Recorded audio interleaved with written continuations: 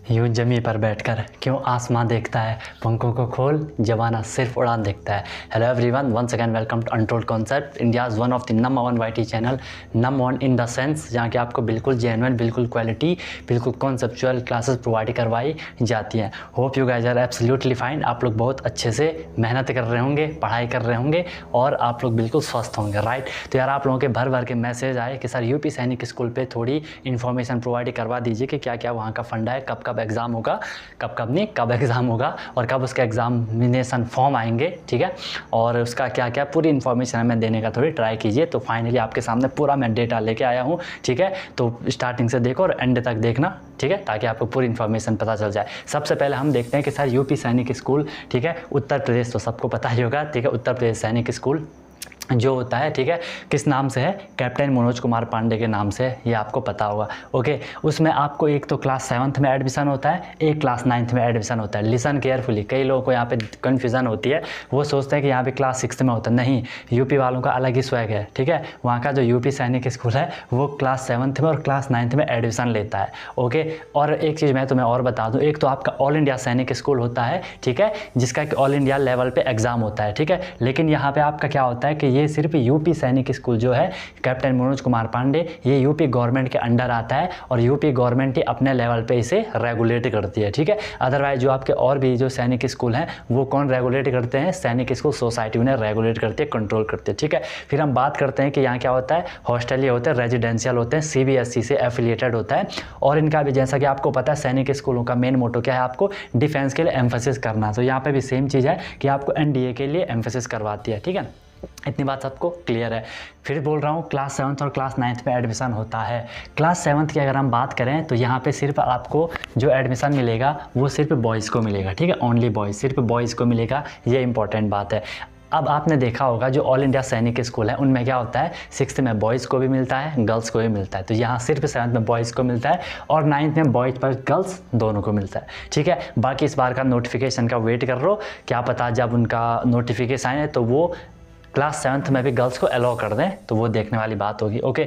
फिर हम बात करते हैं कि सर इसका प्रोसेस क्या होता है, ठीक है, इसके फॉर्म कब आते हैं। तो भाई इसके फॉर्म आते हैं अक्टूबर-नवंबर के बीच, ठीक है, अक्टूबर-नवंबर के बीच आते हैं और इसका जो एग्ज़ाम होता है वो जनवरी में होता है, ठीक है। हर साल अक्टूबर-नवंबर के बीच इसके एप्लीकेशन फॉर्म आएंगे, ऑनलाइन आपको फिल करने होंगे, उसका भी मैं आपको बता दूंगा। और जनवरी में इसका एग्ज़ाम होगा, एग्ज़ाम के बाद इसका इंटरव्यू होगा, इंटरव्यू के बाद इसका मेडिकल होगा, 3 स्टेप में होता है। अगर आप ऑल इंडिया सैनिक स्कूल की बात करें तो वहाँ इंटरव्यू नहीं होता है, आपका एग्ज़ाम, आपका मेडिकल होता है, इंटरव्यू वहाँ पर नहीं होता है, ठीक है। ये चीज़ आपको क्लियर हो चुकी है। फिर अगर मैं आपको वहाँ की फ़ी के बारे में थोड़ी बता, क्योंकि हर किसी का रहता है कि वहाँ फ़ी कितनी होगी। फ़ी बहुत बढ़िया है वहाँ, ठीक है, बढ़िया तो क्या ही होगी, 35,000 वहाँ की टोटल फ़ी है पर ईयर की टोटल फ़ी है। बाकी अगर कुछ और पॉकेट मनी वगैरह जो भी जाना जाता है, ठीक है, वो अलग मैटर है। अदरवाइज़ जो आपका रहेगा वो यही प्रोसेस रहने वाला है, ठीक है। इसमें कोई भी आपको कन्फ्यूज़न नहीं होने वाली है और होनी भी नहीं चाहिए, ठीक है। अगर आप ऑल इंडिया सैनिक का बात करें जो कि आपके दूसरे सैनिक स्कूल से, तो वहाँ का फंडा क्या रहता है, वहाँ का फंडा क्या रहता है, 1 लाख मिनिमम फ़ी रहती है, 1 लाख प्लस ही आपकी वहाँ पर फ़ी रहती है, ओके। इसके बाद हम इसमें देखते हैं कि सर डेट ऑफ बर्थ हमारा एलिजिबिलिटी क्राइटेरिया क्या है। तो यार ऑब्वियसली अगर आप क्लास 7th में एडमिशन लेने जा रहे हो तो आपका पहली बात तो क्लास 6 आपका पास होना चाहिए, ठीक है, क्लास 6 आपका पास होना चाहिए उस टाइम पे जब आप वहाँ एडमिशन लेने जा रहे हो। और आपकी जो डेट ऑफ बर्थ होगी वो 2 जुलाई 2010 से 1 जनवरी 2013 के बीच होनी चाहिए। इस डेट ऑफ बर्थ को याद कर लो। बाकी जब नोटिफिकेशन आएगा एक बार उसमें चेक कर लेना, हो सकता है इसमें थोड़ी ऊपर नीचे हो जाए, मैंने ट्राई करा है आपको लेटेस्ट देने का, बट फिर बोल रहा हूँ इसी पे मत अड़े रहना। अगर जब नोटिफिकेशन आएगा उसमें थोड़ी ऊपर नीचे होगा तो ये मत बोलना सर ने तो वो बताया था, ठीक है। आ रही ना बात समझ में, ये मैंने लेटेस्ट अभी थोड़ी कैलकुलेट करके निकाला है कि हाँ वो इस ईयर का यही करवा देंगे। आई बात समझ में, तो आप क्या कर देना, इसको लेके चलना। बाकी अगर ये नहीं होगा तो कोई दिक्कत वाली बात नहीं, जो नोटिफिकेशन में होगा उसे हम फिर मान लेंगे क्या दिक्कत आ रही है, ओके।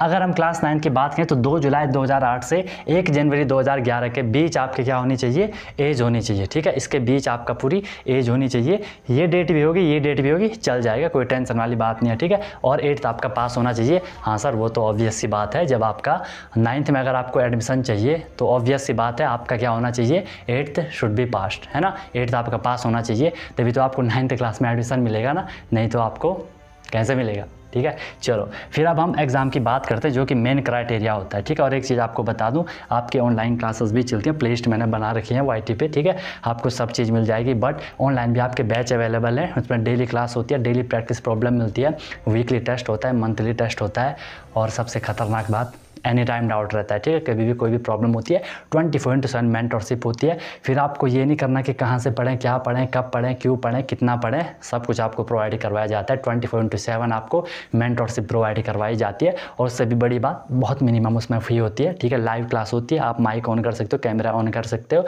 और जो आपका लाइव क्लास होती है, लाइव क्लास की रिकॉर्डिंग भी आपकी अवेलेबल होती है, कोई टेंशन वाली बात नहीं है, ठीक है। तो एग्ज़ाम का पैटर्न देख लो, देखो यार, चाहे वो आपके क्लास 7th हो, चाहे वो आपका क्लास 9th हो, लिसन मी केयरफुली, चाहे वो आपका 7th हो, चाहे वो आपका 9th हो, पैटर्न उनका सेम है। यूपी वाले अलग ही स्वैग में चलते हैं, ठीक है। इंग्लिश आता है इसमें एक, पहले तो टोटल जो एग्ज़ाम होता है वो 200 मार्क्स का होता है, ये आपको ध्यान में रखना। टोटल एग्ज़ाम होता है 200 मार्क्स का। एग्ज़ाम का पैटर्न की बात कर रहे हैं। टाइमिंग होती है आपके पास 2 घंटे, ठीक है, और आधा घंटा मतलब 2.5 घंटे, ठीक है। यूपी वालों का अलग ही स्वैग है।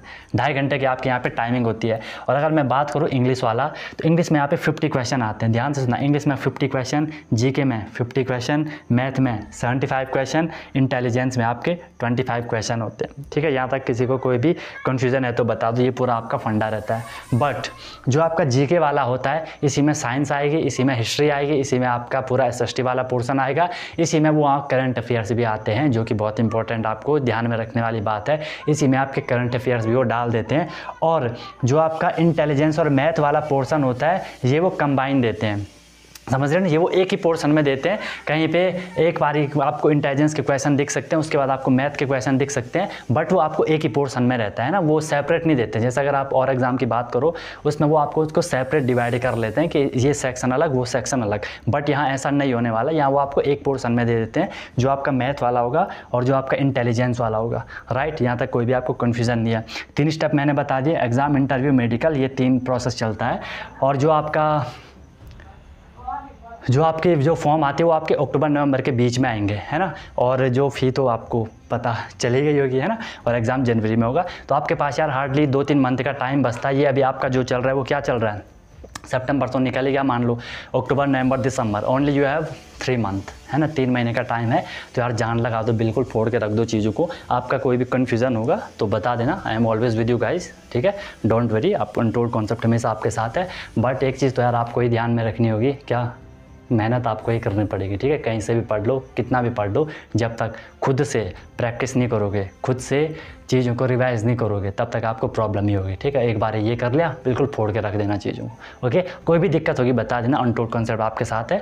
लाइक कर देना वीडियो को, शेयर कर देना, फैला देना अपने दोस्तों के साथ। नहीं भी करोगे कोई टेंशन नहीं है यार, मस्त रहो, पढ़ते रहो पर, ठीक है। मेहनत जरूर करते रहो। ये पूरा प्रोसेस कोई चीज़ मिस हुई होगी तो बता देना, ठीक है। अब मैं आपको पूरा स्ट्रेटजी बताऊँगा कैसे आपको एग्जाम की प्रिपरेशन करनी है। बाकी मैंने बोल दिया, ऑनलाइन क्लासेस अवेलेबल है, YT पे भी अवेलेबल हैं, प्लेलिस्ट मैंने बना रखी है।